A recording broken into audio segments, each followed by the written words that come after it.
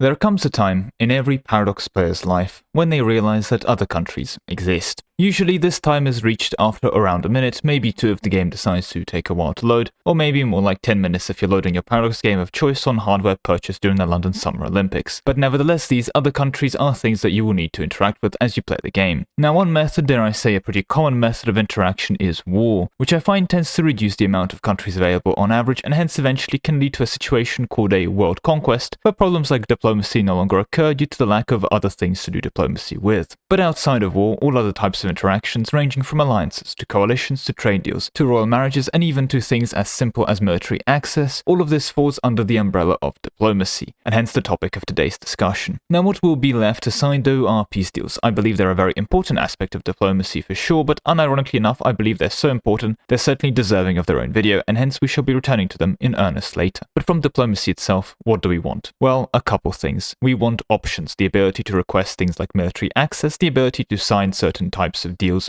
from trade to alliances, and the ability to aid or receive aid from our allies, our vassals, or even our overlords, whether in the form of money, troops, or frankly even sometimes emotional support. I think we always want to know the whys. It's okay if everyone hates you as long as you know why everyone hates you, which for me in EU4 as an example tends to be because I took one Italy in a peace deal, and suddenly I'm a monster. That aside, I think it's fine for the Ottomans to never ally Byzantium because they want to kill them, as long as that is communicated to the player, and it's fine for Austria and Hungary to ally every game, as you can see they're historical friends. Okay, I've used a lot of analogies from EU4 here, and as you may guess I'll elaborate further, but finally, after options and understanding the why, we need the how. The game should provide the tools necessary to engage with this diplomatic system, and ideally provide these tools not hidden behind 3 menus or without requiring a scuba diving qualification to check the game code. Everything from general opinion modifiers in Crusader Kings to diplomatic reputation in EU4 to the lack of world tension you generate in Hoi4, I guess, would fit under this category. Now you may disagree as to what specifically you want from a diplomatic system, but I do believe nevertheless that most things people actually do with their diplomatic maneuvers, from avoiding coalitions and managing subjects to forming coalitions and breaking free as a subject, fit under this category. But now that with all of those things established, how does Paradox deal with diplomacy? Does it work? And why, dare I say spoilers, does it come so close yet so far in quite a few cases?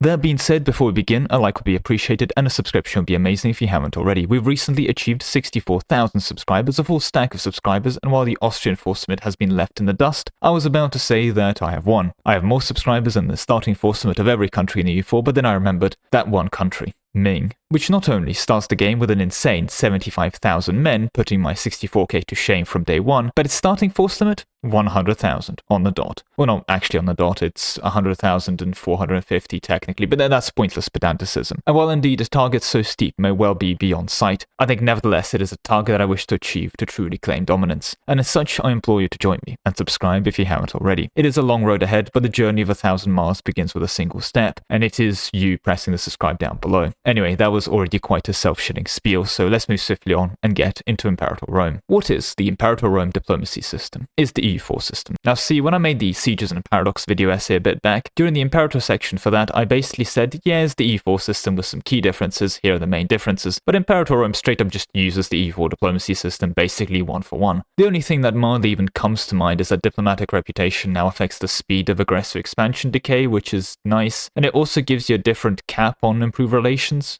Woo. Finally, and again I'm somewhat grasping at straws here, technically the diplomatic stance option is new, namely that EU4 has diplomatic stances, but so does Imperator Rome, but those diplomatic stances actually come with some neat modifiers like AE decay or subject loyalty or even war score cost, on top of just affecting the relations between two nations, which is what EU4 uses. But really I do think that's about it. There are a couple new actions, sure, but let's just be clear here, it's the EU4 system, which means we'll have to delay its ranking until we talk about EU4, but with that said, let's move on to Crusader Kings 3. Of all the Paradox titles, Crusader Kings 3 and the series as a whole has you playing as an actual character the most. No vague Spirit of a Nation stuff you would come to expect from Imperator, EU4, March of the Eagles, or all of Civ and all of Total War. You are a person who does stuff, and even compared to CK2 has an actual on-the-map location. You attend weddings and go on hunts, and sometimes, albeit frankly quite rarely, you actually end up running that whole realm thing you are Duke or Shah or Khan of. As such though, And I want to say this to a good extent, diplomacy isn't done on a level of I would like to ally France, it's done on a level of I would like to ally the current king of France, which has a very cool dynamic of individual relationships to diplomacy. This matters of course because in most, well let's be honest here, basically all games, if you make an alliance with France and they have a civil war and depose the ruler and place a new one, well you tend to keep your alliance, but here no. Same for rivalries, you're not rival to Spain, the vague concept of Spain, you are rival to the king of Spain. And this adds another dynamic of going for, shall we say, a change in administration in order to normalize relationships. I believe that a system of this nature could be frustrating in other titles like EU4 or Victoria 3, but in an environment like Crusader Kings 3 where the entire game focuses and plays around the inter-character relationships, I believe this system is quite good actually. It can get a touch annoying as marrying your children off for them to make their own kids can lead to, shall we say, unnecessary alliances that drag you into wars, and at the same time, a lack of children may actually prevent you from forging alliances and deals. And here I believe is a good time to start talking about the negatives of the system. Alliances are very reliant on marriage or close family, and the only real way to bypass this is the defensive negotiations perk from the diplomacy lifestyle, allowing one extra alliance that you negotiate. Now I do concede that alliances were frequently based on marriages in the Middle Ages, no issues there, but if we consult the old alliance between Scotland and France, are you telling me that one of the two kings in charge of Scotland and France made sure to always run the defensive negotiations perk? Now we'll concede that it's a pretty minor critique, let's be honest here. This, you need a marriage to negotiate an alliance, is very much a balance thing more than anything, and even then you can just marry into the HRE and get your own personal win button called call the HRE into any war. That said, my main criticism is that a lot of diplomacy kind of half happens, but not really. An example of what I mean is a soft coalition mechanic, namely when you declare a duchy holy war on, say, a Catholic as a non-Catholic, nearby Catholics can and will, depending on factors, come to the aid of the person attacked. Which is neat, I think this is a good feature, although I do find it funny that this only works for holy wars, like the Sultan of Sicily is attacking into Naples, and right as the Pope and other surrounding Catholics start to get ready to defend the faith, they were informed, this is actually a claim on Naples, you see, it's not a holy war. No, I'm claiming Naples. Now, what's my claim to Naples? Well, you see, I asked my Caliph if I can have it, and he said, yeah, go for it, so that's why I'm going for it, but yeah, no, it's not a holy war, this is very important, so you can't join them and defend Naples, you have to go home now. See, CK3 diplomacy is fine for what it is, but it doesn't really go above and beyond. I believe being less strict with marriages as requirements for alliances and deals would be quite helpful, and while I would love to see more substantial agreements like preferential trade deals, well, they kind of need to add trade and merchant republics into CK3 first. How long has it been? 5 years now? Damn, the 3K3 developers must really hate merchant republics. Overall though, I think what is present from a personal agreements diplomacy is fine, good even, but I believe there is a lot of potential in the form of other diplomatic agreements and deals that could be signed between nations. And I do believe the perfect example of fine, good in theory, but in practice can get annoying actually, but I guess it still somewhat works for Crusader Kings 3 is actually the vassal interaction and deal system. It is on paper really good, with custom agreements for vassals, the ability to negotiate the vassal contract on an individual per vassal level, and frankly it is a good system overall as previously mentioned. I do think is a net positive for the game, but it's a Crusader Kings 3 system, so they had to make you inherit the vassal contracts that were signed with AI, and there's no real macro way of dealing with contracts, and wacky Gavelkind succession can make your contract agreements, shall we say, a historically accurate mess, but a mess nevertheless. In true CK3 fashion too, they aren't communicated too clearly to the player either,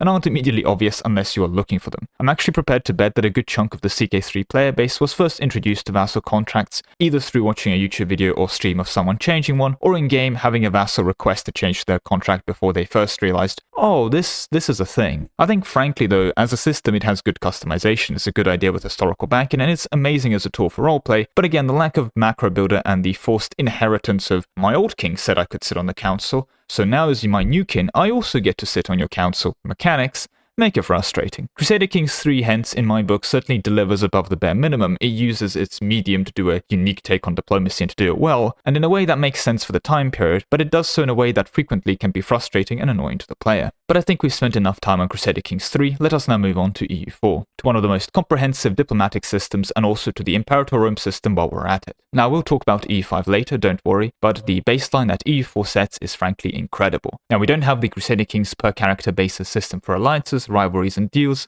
which may be an inaccuracy, shall we say, from the 1444 start date, but certainly diplomacy has moved into a more general per state system by the later parts of the 15th century, or the later 75% of EU4's time period, and hence I believe this is fine, especially when you factor in individual characters being significantly less of a focus in this game. Now sure, good rulers, good advisors, and good leaders like admirals and generals do make their presence felt, and certainly make non-trivial contributions to history, but the game nevertheless, compared to Crusader Kings, focuses a lot less on them, and as such I will actually regard the diplomacy on a state or two-state interaction as a positive.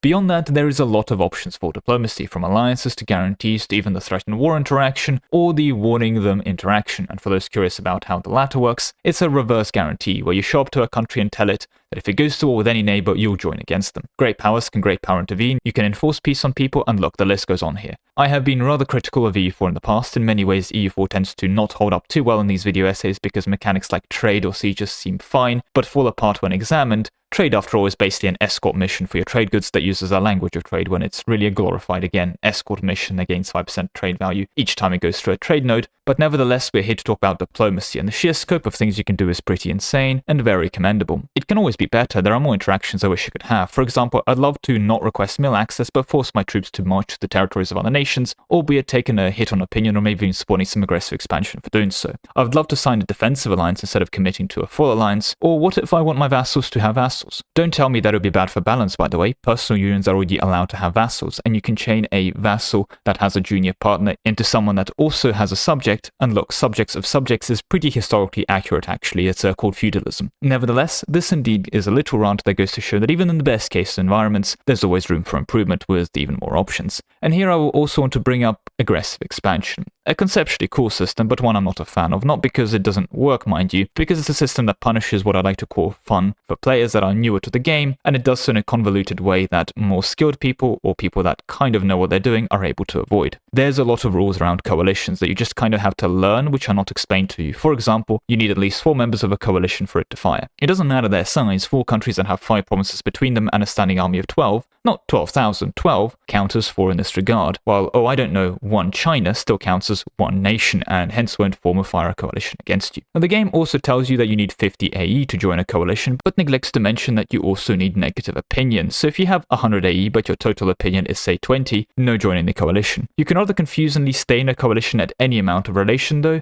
so even if you improve to plus 80 past someone joining the coalition, they don't have to leave, but at 100 opinion, the AR will be forced to re-evaluate your opinion with them, and hence will move from coalition mode to friendship mode, which naturally involves leaving the coalition. Look, I can keep going. The coalition mechanic alone is a topic that could be a half-hour-long lecture, and I know this because Florywari made this lecture 8 years ago, even split it up into 2 parts. Basically though, with EU4, I must confess that while the system is good, great even with an incredible level of depth and mechanics like threatening war, which I insist to this day are underused, well, they are at best not communicated to the player, like the options of, oh by the way you can threaten war here, to at worst being outright hidden and covered in mystery, like the coalition mechanic. This adds a frankly unnecessary and unfun type of difficulty, and at worst creates an environment where it's very easy to spread misinformation. This goes beyond diplomatic interaction. Trade seems to be a very complicated thing, but if you really look into it, it isn't. But the vagueness of the mechanics of trade, combined with people going on Reddit posting themselves making 2.3 million ducats a month from trade steering, just continues to add to its mystique.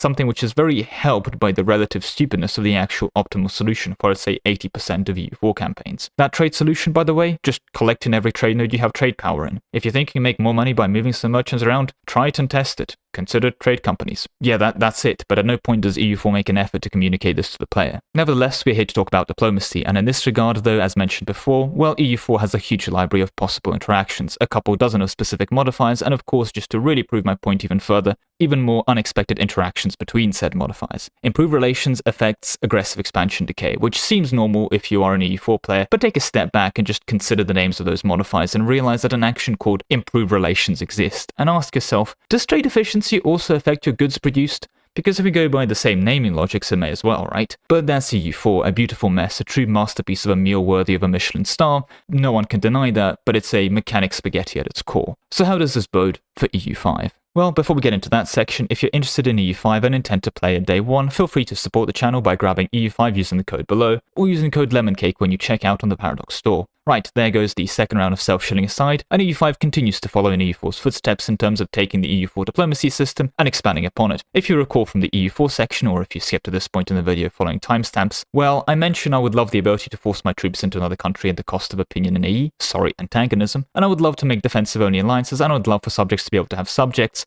Well, that and more is in EU5. The diplomacy in EU5 somehow is even more expanded than EU4, with interactions like requesting preferential market access, or even simpler interactions like requesting military access being split into 4 categories. So your troops now need food on campaign, and they get this food by gathering it from local provinces. Hence now you can have military access, but you won't recover food in mill access land, if that makes sense. No, to recover food you need food access. Furthermore, if someone likes you enough, you can certainly request military and food access, and they'll just let you have it. But you can also offer to buy military and food access for some money, which significantly helps convince the AI to accept your request, shall we say. Frankly, this is a domain that I think EU5 has done really well. The expanded diplomacy and even mechanics like diplomatic relations slots being replaced with diplomatic capacity, meaning that allying a 3-location miner in Ireland costs a very different amount of capacity than allying, say, France. Well, this is all just good. My only real complaint is that in EU5 there is a return to a lot of character focus, similar to not quite Crusader Kings 3, but nevertheless cabinet members, generals and leaders are more prominently involved in the country. But at the same time, we went from diplomats being a guy you sent to do things, to diplomats being this weird resource that ticks up depending on your diplomatic spending. It's fine. After 300 hours, I want to say I got used to it, although I still want to admit it's a bit weird, and I do think that diplomats as a system may be something that is overhauled a couple years into release. That said, it works, and it works a lot better once I understood what was going on behind the scenes. But here now, since we're talking about negatives, I think it's time to continue. EU5 is complicated. It's a lot more complicated and advanced than EU4, and yes, at the moment there's a lot of breakable systems if you really know what you're doing, but regardless, the spend 4 hours before unpausing your first campaign isn't even a meme at this point. As I talked to other content creators who started learning EU5 for the first time, the level of depth in this game, and diplomacy included, is insane, and while features like your subject gets a similar map color to you are cool and don't need explaining, many other features within diplomacy, like the grant administrative autonomy or offer market access preference, kind of do, and this is on top of a game that's already very complicated. I think there is a huge focus on tutorials within EU5, something that is a bit hard for me to judge now after I've already, dare I say, learned the game a bit, so I continue to hold out hope, but at the moment it's bad. Still, the presence of an in-game integrated Europedia, wow, that sounds worse. Anyway, the presence of an in-game Europedia and nested tooltips do help with explaining things like proximity cost for sure. So it's clearly an issue the developers are aware of, and at least this information is available if you go looking for it. As such, the expansions of options for diplomacy, combined with a complication, but at least an attempt to explain this complication, well, it lets me leave EU5 on a very positive note, although still worried about the communication between game and player. But with that, we move on to Victoria 3. Diplomacy in Victoria 3 isn't awful. I think it can again be viewed through the lens of EU4, which does further support my theory that all Paradox titles are just elaborate mods for EU4, but when viewed through the EU4 lens, it's a simplified system that did add defensive alliances on top of normal alliances, tweaked some subject interactions, and added support for the market system present in Victoria 3, but that's about it. It's a serviceable system because it's a simplified EU4 system, which ironically enough has both benefits and drawbacks, as you won't get confused by actions such as threaten war or charter company, since, they're not in the game, but also you are missing the ability to do these things. It's fine. Victoria 3 frankly has more pressing issues, and the diplomatic system is serviceable. If there was a focus on that system, I would much rather the attention be placed on the peace deal or war demand system in Victoria 3, but as mentioned previously, peace deals are a topic for another video. As such, here we're left dealing with a system with no real diplomatic reputation modifier and mechanic, a budget Hoi4 faction system with the power block mechanic, which is impressive because I'd considered the Hoi4 faction system already the budget option, and the EU4 AE system, which I think is already a convoluted, serviceable but not great system that has been turned into infamy, a mechanic which for all genuine intents and purposes is cosmetic up until 100 infamy, and then you get cut down to size by Britain and France or Russia, or most likely all of them at the same time. Well, that was quite the complaining session, and nevertheless I do still think some mechanics like the declared interests are an improvement over the EU4 desired land system, and hey, the ability to make defensive-only alliances is just an objectively good change in my opinion, so despite the previous complaints, I must in good faith concede and give Victoria 3 diplomacy a fine rating. I think one of the reasons that Victoria 3 really does get away with a somewhat underbaked diplomacy system, in my opinion, is that the focus of the game sits with the economy and internal political management, and since foreign relations tend to get somewhat treated as an afterthought, well, the lack of possible interactions with other nations is hence less of an issue too. But this is fine because, again, at its core, Victoria 3 is a GDP number go up game, where you do some industrialization gaming and speedrun multiculturalism. As it stands, for example, basically the entire Total War series by Paradox standards has abysmal diplomacy, but that's frankly fine because you're playing Total War Attila the Scourge of Rome, and not playing Total Peace Derek the Diplomat, Friendship is Wonderful. So I do believe that diplomacy could certainly be much worse. How much worse? Well, now we're talking about Heartsfine 4. Hearts of Iron 4 at its core is a game about fighting World War II. The problem is that Hearts of Iron 4 at its core is a game about fighting World War II. The faction system in Hoi4 is terrible. There exists an arbitrary can create faction requirement, which used to be a thing just for Britain, the Soviets, Japan, China, and Germany so they could form their respective alliance blocks, and naturally also existed to prevent the US from making their own little allies version 2.0. Now, of course, this system had its drawbacks, like Bulgaria would sometimes join the Chinese United Front, but for a World War II war simulator, it worked, right? The issue is Paradox would create content around the non-main chaps, and when you start giving Peru a focus tree, well, yeah. The reality of the situation is that the diplomatic system in Hoi4 doesn't work. It only functions in an environment where you do a historical allies versus Axis game, and any attempts at deviation from that are, shall we say, not very natively supported by the existing diplomacy engine. I mean, Hearts of Iron 4 has an improved relations feature. Why? Outside of a random focused requirement, when do you ever use this? What does it achieve? Well, it does achieve something. It supports my theory that if you dig deep enough, you realize that all Paradox games are just mods of EU4, including EU4. After all, every update after Golden Century is just a mod, right? But bad jokes aside, Hoi4 diplomacy is a non-functional mess that the game barely gets away with if you play a historical World War II game. The issue is, of course, if you do what Paradox wants you to do, you get DLCs like Graveyards of Empires or Trail of Allegiance, and actually try and play these non-main character World War II tags, you end up in a situation where, shall we say, this bare-bones diplomacy system is laid out clearly for you to see. A lot of this does boil down to peace deals. There's no partial surrender, and faction membership for all practical senses eternal and without compromise. I think this is apparent with them promising to expand the faction system in the upcoming Japan DLC. They're aware of the issue, and at heart I think the problem lies in the fact that Hoi4 was designed, again from the ground up, to be a World War II game. And now that the focuses is almost beyond World War II, we've got issues modeling it. All other Paradox games are designed with a larger scope in mind from day one, in my opinion, and hence, ironically enough for me, a fix to the Hoi4 diplomacy is best seen in something like Hearts of Iron 5, which, if the rumors that have reached me are true, and to be clear, I have no insider knowledge here, this is genuine hearsay, well, Hoi 5 would be something like EU4, just in the World War II period, but also extended in terms of dates, which will, I believe, make it a worse World War II simulator, but a better everything else simulator. At its core, though, regarding diplomacy, in Hoi 4 it's fine, but only if you play France, the Soviets, Germany, Italy, or someone like Japan or the USA, so basically the majors, and do a historical path. Otherwise, the diplomacy system will actively hinder your ability to play and enjoy the game. And frankly, for me, this is a clear definition of what can go wrong in a neglected diplomatic environment. But with that said, let's move on to space, the final frontier, and hence, Stellaris. See, when it comes to these Paradox video essays, as I've come to dub them, Stellaris tends to serve as the final point comic relief at the end of the episode. Stellaris can usually be relied upon to have at least 3 to 4 reworks on any system, be it combat, internal politics, sieging, trade went from non-existence to being added, to being reworked, to being turned into some kind of logistical capacity, and now the meta involves growing your warships out of food. A statement which seems utterly deranged, but that is a Stellaris dev cycle. If there is one thing Stellaris can usually be relied upon, is for it to introduce a new feature, break said feature, fix that feature, and then have said fix break another unrelated feature, all within one afternoon. So it is with almost sadness I have to concede and say diplomacy in Stellaris is fine, it's good actually. Upon release it was serviceable, you have a decent chunk of diplomatic interactions that were communicated pretty well to the player in the grand scheme of things, and throughout the years we got updates to the diplomacy system that expanded it into espionage, which granted is more of a separate, non-diplomatic category, but that's also fine.